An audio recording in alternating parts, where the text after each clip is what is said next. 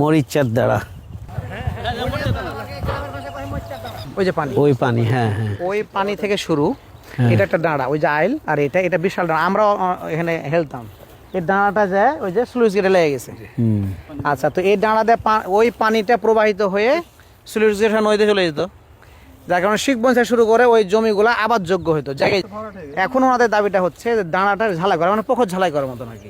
তার মানে খাল খনন করতে হবে। আচ্ছা, এই ফোন দেখি।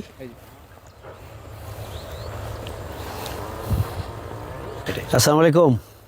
যে মরিচার বিলে আসছি, ওখানে একটা দাঁড়া আছে, এটা একটা খাল, সেই শিবগঞ্জ থেকে এই খাল চলে আসছে।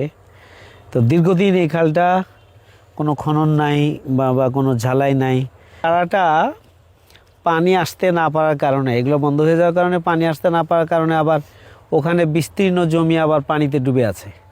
তো দাঁড়াটা যদি ক্লিন করা যায় তাহলে ওই পানিগুলো মানে এখান দিয়ে নেমে আসবে, দিয়ে স্লুইস গেট দিয়ে নদীতে চলে যাবে।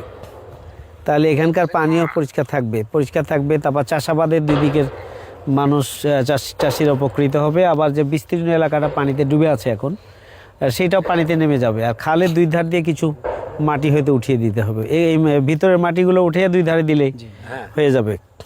তো এখন এইটা আপনি একটু সরেজমিনে আসবেন এইটা। আর ওই যে খাল খননের জন্য তো কিছু প্রকল্প জমা দেওয়ার কথা না, এইটাকে একটু এর মধ্যে দিয়ে দিতে হবে। খুব ভালো জায়গায়, এখানে যে এরকম একটা খাল আছে